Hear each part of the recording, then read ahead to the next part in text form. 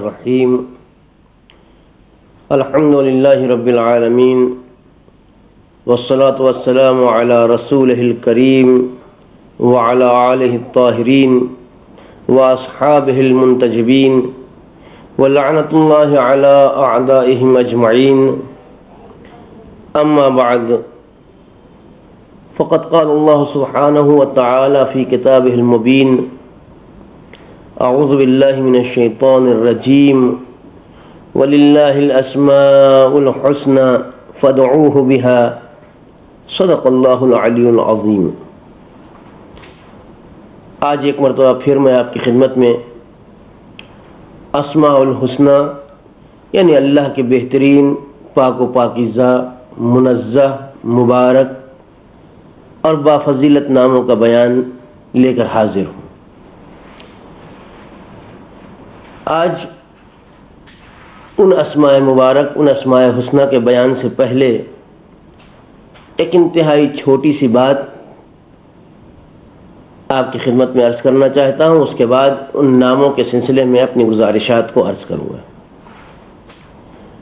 وَلِلَّهِ الْأَسْمَاءُ الْحُسْنَى، اللہ کے لیے بہترین، اچھے، حسین، خوبصورت، بافضیلت، بابرکت نام ہے۔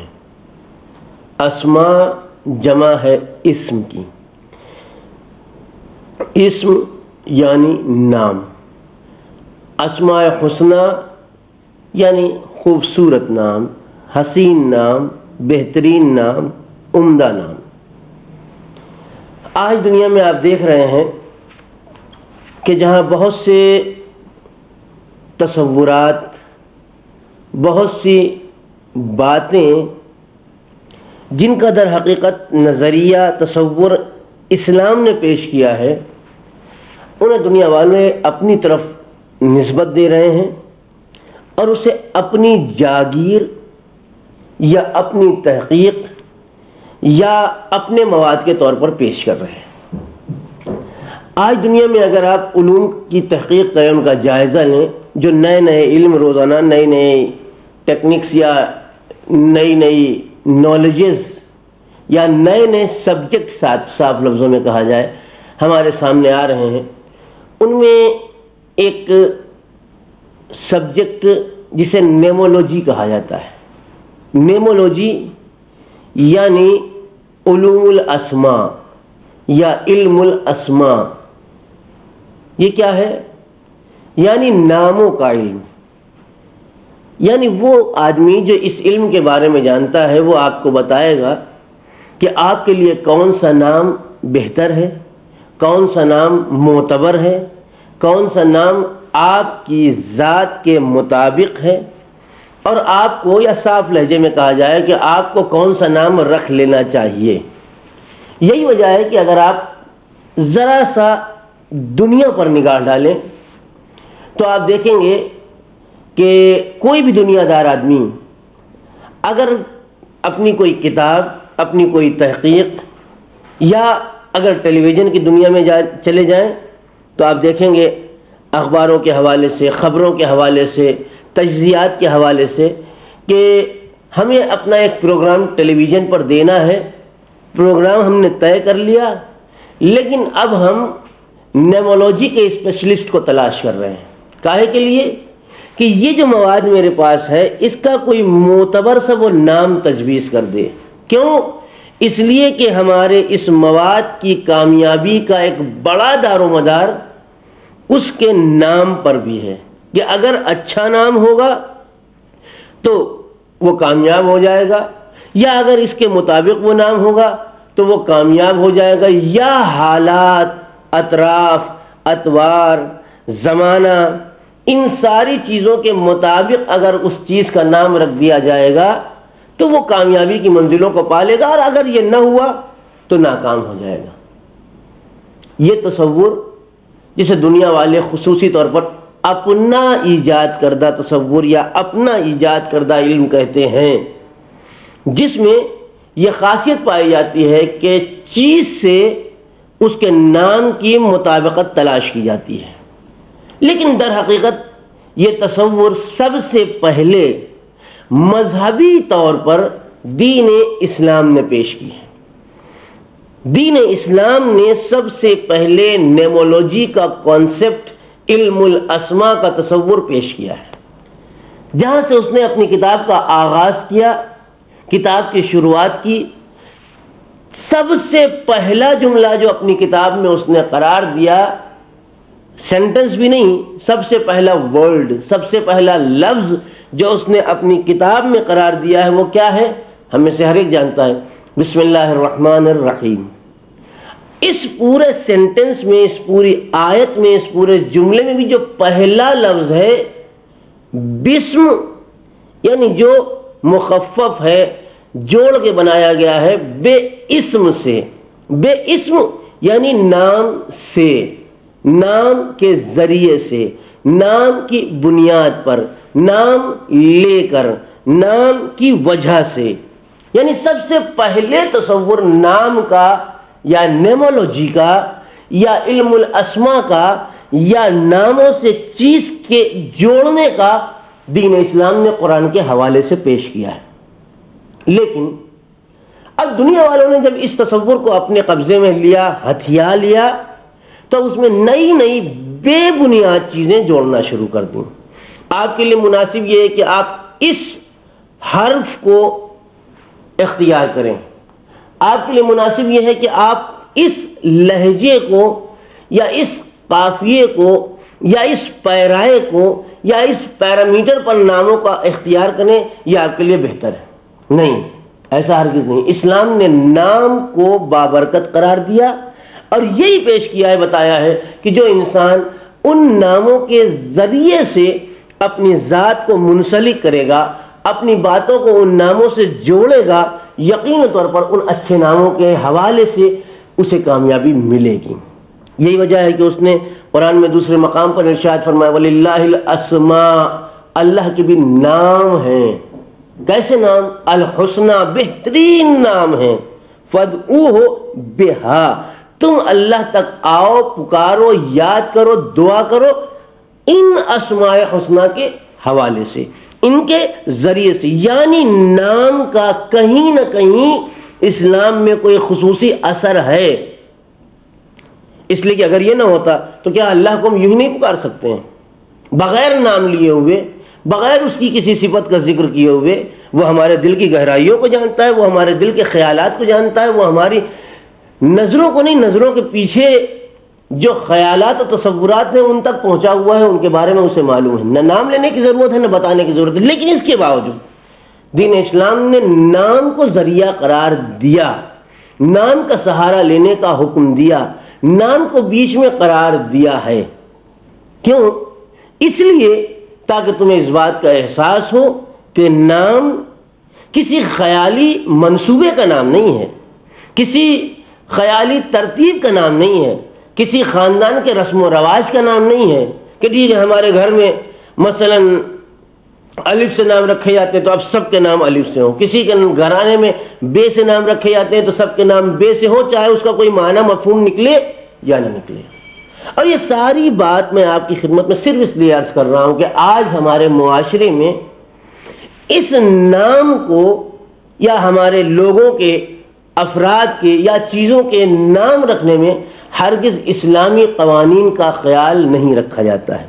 اسلام نے ماں باپ کے لیے یہ ضروری قرار دیا ہے، یہ کہا گیا ہے کہ اپنے بیٹے پر، اولاد پر باپ کا حق یہ ہے کہ وہ ان کا بہترین نام رکھے۔ اپنی اولاد کی تربیت، پرورش، کھانا پینا، رہنا سہنا، مکان، غذا، لباس، یہ ساری چیزیں فراہم کرنا یہ شاید بعد کی منزل ہے، لیکن پہلی منزل یہ ہے کہ جیسے ہی تمہارے یہاں اولاد ہو اس کا بہترین خوبصورت اچھا سا نام رکھو۔ کیوں؟ اس لیے کہ یہ نام اس کی ذات پر اثر کرنے والا ہے۔ ہمارے یہاں کیا ہو رہا ہے، جب ہم نام رکھنے پر آئیں گے تو نام چاہے جو رکھ دیں لیکن اچھا نہیں لگتا یہ نام پکارنے میں، تو اب کیا رکھا جائے گا؟ عجیب عجیب طرح کے پنٹو، چنٹو، سنٹو، اس ٹائپ کے نام، اس طرح کے نام، نہ جن کا کوئی مطلب ہے، نہ جن کے کوئی معنی ہے، نہ جن کا کوئی مفہوم ہے۔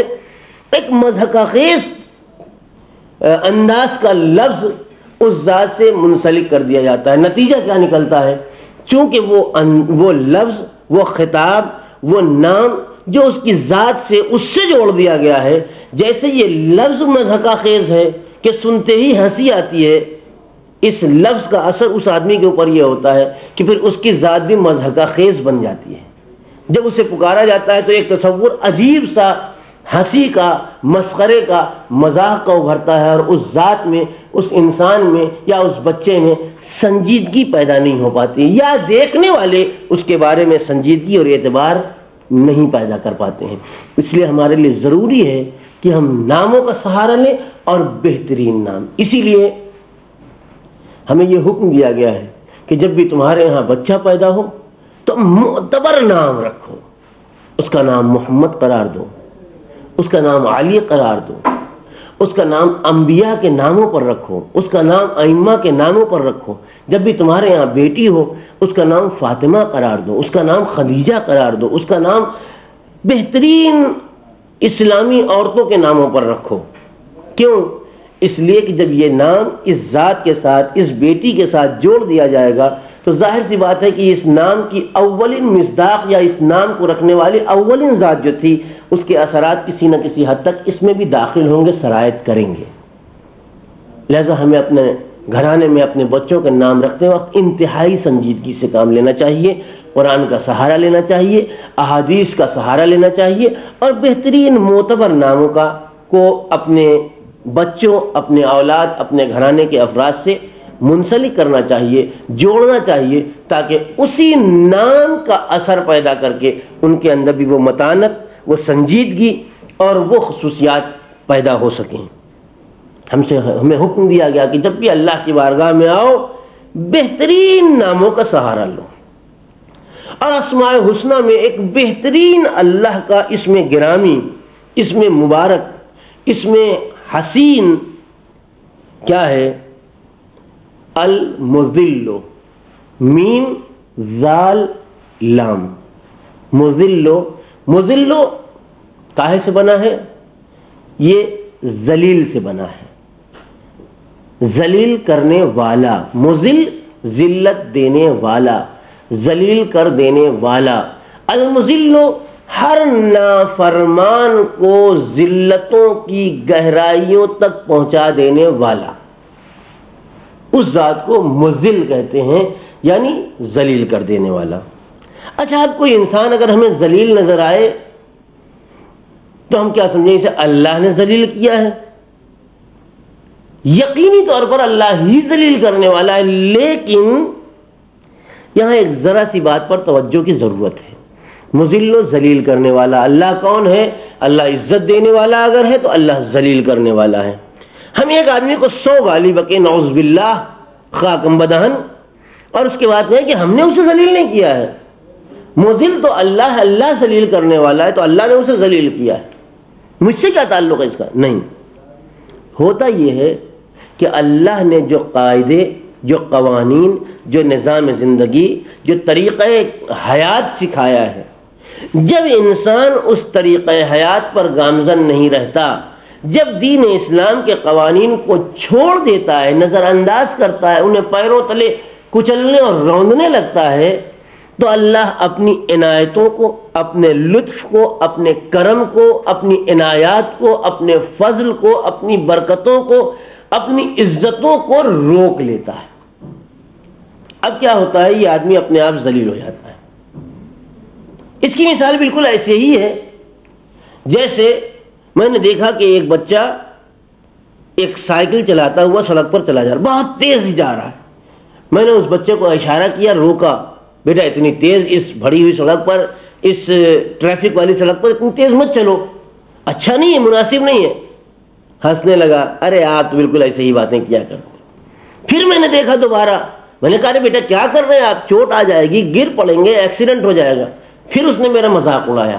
تیسری مرتبہ پھر میں نے دیکھا، پھر تیز رفتاری سے چلا جا رہا ہے۔ میں نے پھر اسے تنبیہ کرنا چاہی، پھر میں نے اسے روکنا چاہا، پھر اسے سمجھانا چاہا، اپنی حد تک ساری باتیں میں اس کو بتاتا گیا، سمجھاتا گیا۔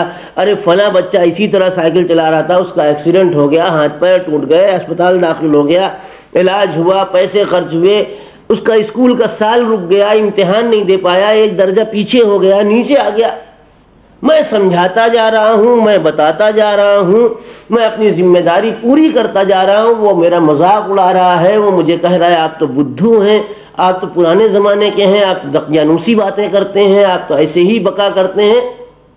آخر میں کیا ہوا کہ میں نے دیکھا وہ بہت تیز رفتاری سے سائیکل چلا رہا ہے، میں خاموش کھڑا رہا، میں دیکھتا رہا، اور نتیجہ یہ نکلا کہ پہلی مرتبہ میں، دوسری مرتبہ میں، چوتھی مرتبہ میں، پانچویں مرتبہ میں وہ جا کے کسی ایسی سواری سے ٹکرا گیا کہ جہاں اس کا ہاتھ پیر ٹوٹ گیا، جہاں وہ ایکسیڈنٹ کا شکار ہو گیا، جہاں اس کے جسم پر چوٹیں آ گئیں، زخم آ گئے۔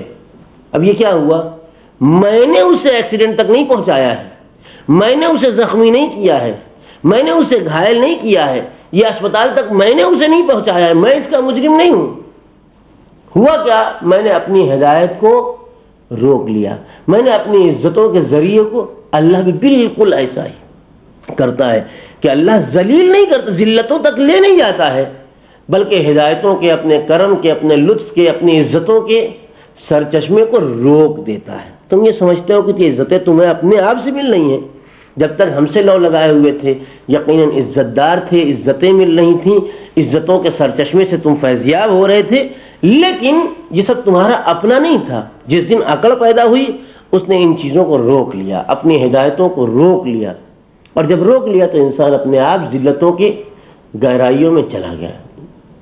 اسی لیے اللہ کو یا مذلو، اے ذلتوں میں چلے جانے دینے والے، اے ذلتوں کی طرف بڑھتے ہوئے قدم کو آخری منزل پر نہ روکنے والے بھی کہا گیا ہے۔